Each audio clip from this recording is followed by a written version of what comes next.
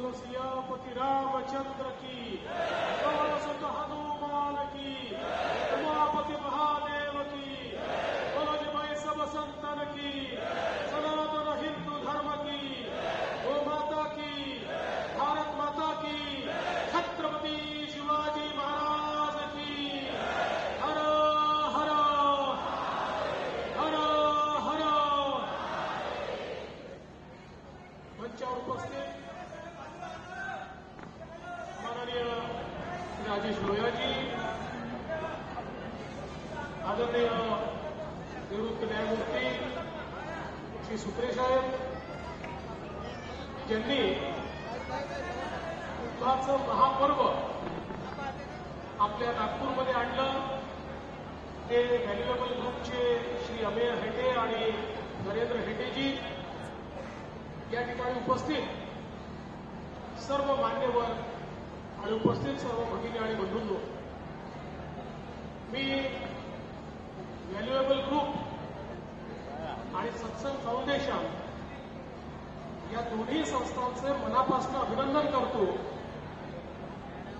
एक अतिशय सुंदर अशा प्रकारचा महाकुंभ प्रयाग योग आपल्या सर्वांच्या सेवेकरता या ठिकाणी त्यांनी आणला. आपल्याला कल्पना आहे की तीर्थराज प्रयाग या ठिकाणी जो काही गंगा, यमुना आणि सरस्वतीचा संगम आहे, या संगमावर सनातन संस्कृतीचं भव्य आणि दिव्य प्रदर्शन करणारा महाकुंभ मेळा सुरू आहे. जगाच्या पाठीवर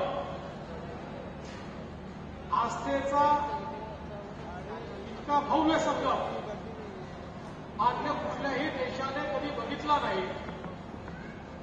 पण मानवी संस्कृतीमध्ये आणि सभ्यतेमध्ये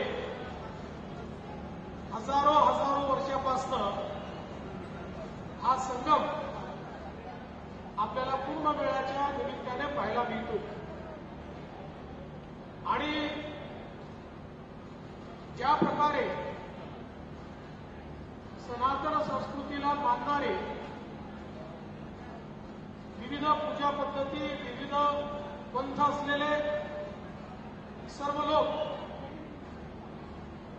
जात, धर्म, भाषा, पंथ विसरून या कुंभमेळ्यामध्ये एकत्रितपणे गंगेमध्ये डुबकी घेतात. एक प्रकारे हा जो काही योग आहे, हा खऱ्या अर्थानं सनातनच्या एकतेचा योग आहे, तो आपल्याला त्या ठिकाणी पाहायला मिळतो. 50 कोटीपेक्षा जास्त भारतीय हे गंगेचं स्नान करण्याकरता प्रयागराजला जाऊन आले.